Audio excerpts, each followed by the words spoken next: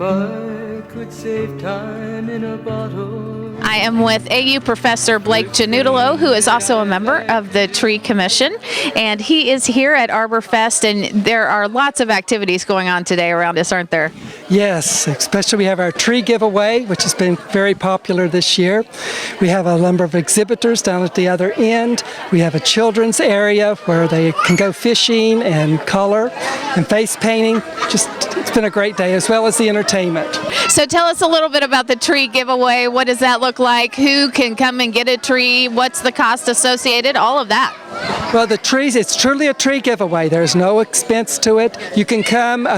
We generally try not to take more than 2 or 3 trees, but each person can do that. Any person who shows up is eligible to get the tree with the giveaway.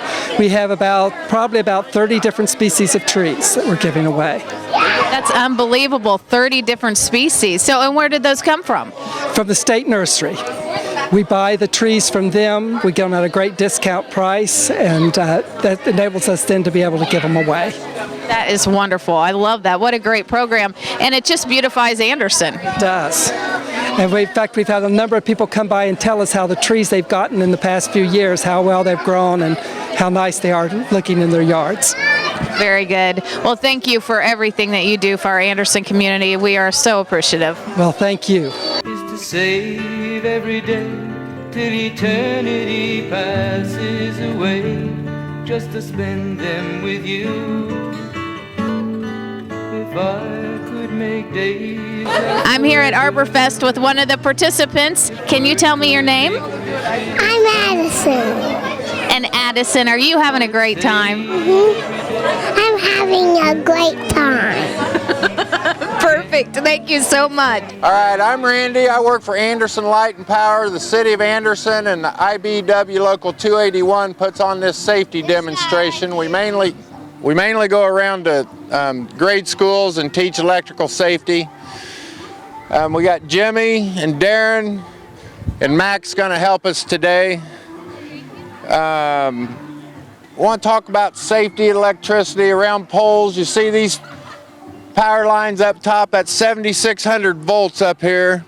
And then you see that guy that holds the pole up. You never want to go swinging around on the guys. You get the wires bouncing and you get electrocuted.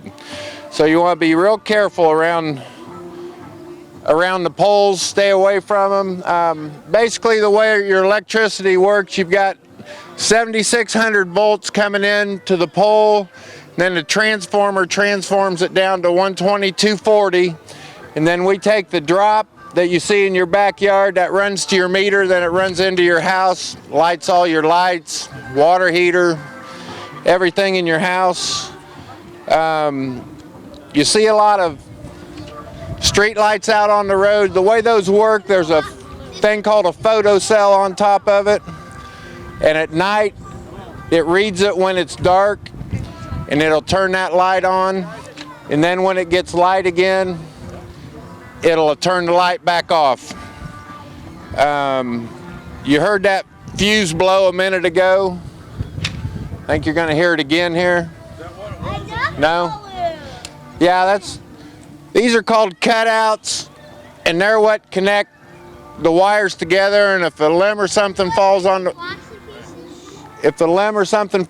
the wires, you'll hear that big bang. And that's the fuse blowing. The same thing with the squirrels. They'll crawl around on those transformers. They'll get warm. In the morning it'll be cold. They'll crawl up there and electrocute themselves and then put your power out in the house. We got to come back out and replace the fuse and put those back on. You want to arc that door? We're going to show you what electricity looks like. You never see it because all you see is wires in the ground, so we're going to open it up and give you a little idea what it looks like. Go ahead, Jimmy. Now that arc there can get up to 20,000 degrees. If you happen to be on it, it'll burn you bad. We use an alternating current. Edison displayed his first light bulb in December 31st, 1879. DC current worked to light New York City, but it just wasn't feasible to keep going. Nikolai Tesla invented alternating current, which is what we use today. It can travel for miles and miles, and it's become very functional for us. Tree limbs are also conductive. Jimmy will show you how if you put a tree limb in between that cutout.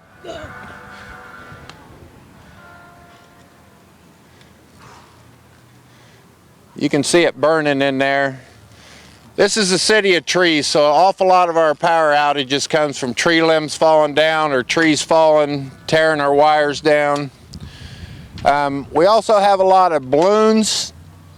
Kids carry around on strings. These Marlite balloons are very dangerous if you're walking into your house and you got it on a string and it hits your service wire that goes into your house. You can get electrocuted, so you want to be real careful where you're carrying your balloons around. Jimmy will demonstrate that for you. Oh, no.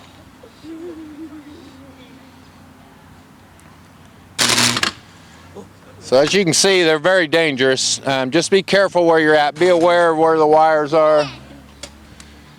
Same way with kites. When you're flying a kite, make sure you're in a field with no wires in it.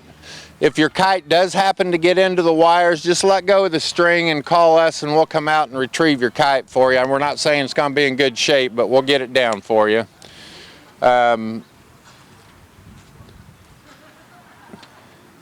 Also, TV antennas are really bad. You got that long pole going up the side of your house. If that breaks loose and falls into the wires, you don't want to touch that pole at the bottom of the ground because it'll be energized and you'll get electrocuted. They're going to demonstrate what happens when that TV antenna runs into the Max. If a TV antenna runs into the power lines, once again, don't touch it, don't get anywhere around it. You mean that's for the whole Anderson? Yeah, it's for anybody that's got a TV antenna. Just stay away from it and call us. We'll come out and take it down. You can see the rubber gloves and sleeves that we wear. That insulates us from the power lines and it helps us to work on those lines hot, not putting you out of power whenever we can. Now if that TV antenna runs in there, Jimmy will show you what's going to happen.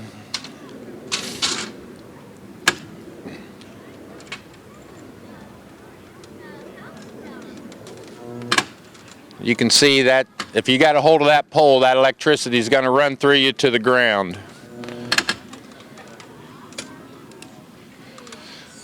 Okay, like I said, Jimmy's got on rubber boots to isolate him from the ground. He's got on rubber gloves and sleeves and a hard hat in case somebody drops a hammer on his head. Electricity burns from the inside out, so if you get shocked, you don't necessarily know how hurt you are. Because you may not have any physical signs from the outside, but that'll burn you from the inside out. And we're going to put a hot dog on this wire just to show you how electricity burns from the inside out, and it cooks them really good too. So if anybody's got a bun, yeah. But it's just to demonstrate that electricity burns from the inside out. You don't necessarily know whether you're hurt, and I would seek medical attention and let them decide how hurt you are, especially if it's a bad shock.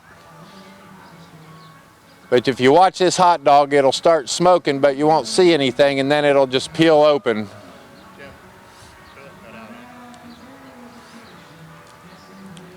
We've been putting on this electrical demonstration since 1989.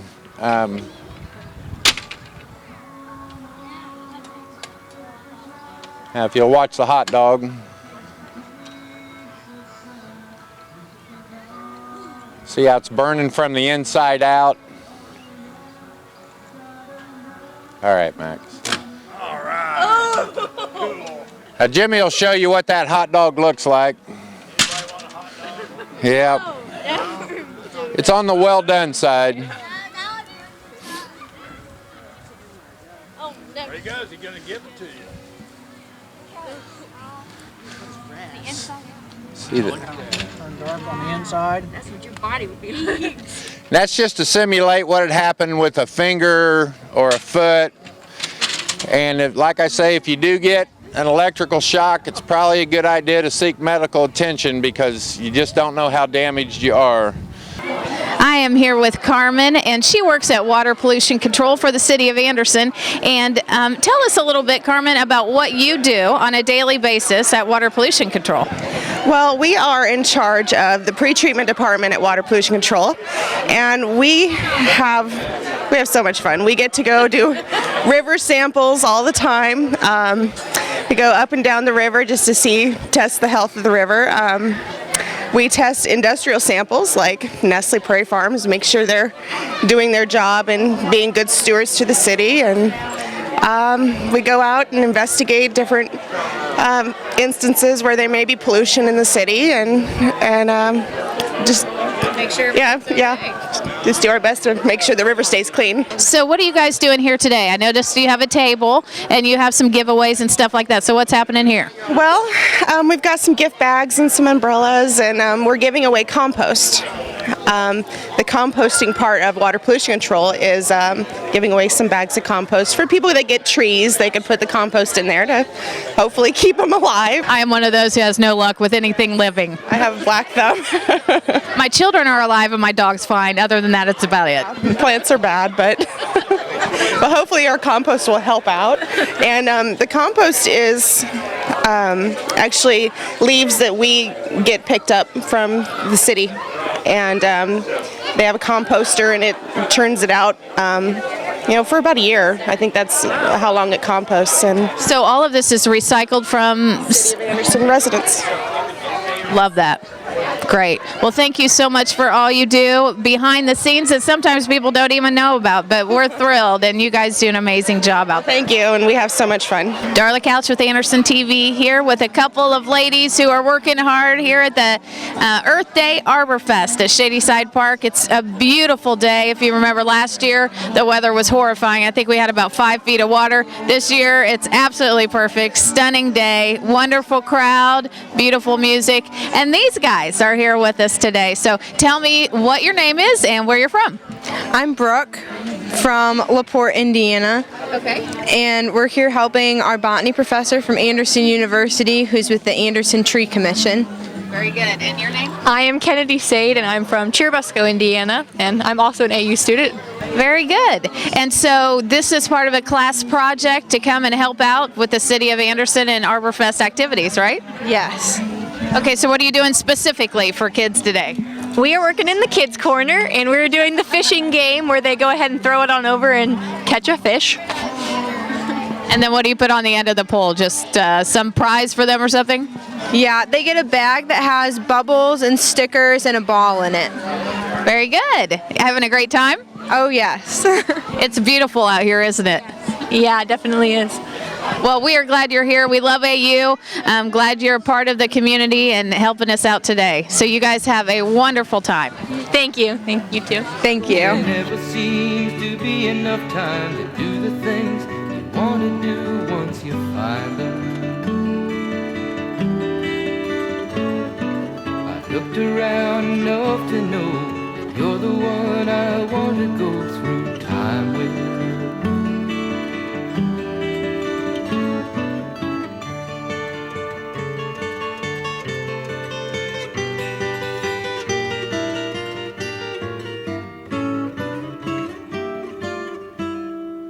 If I had a box just for wishes and dreams that had never come true,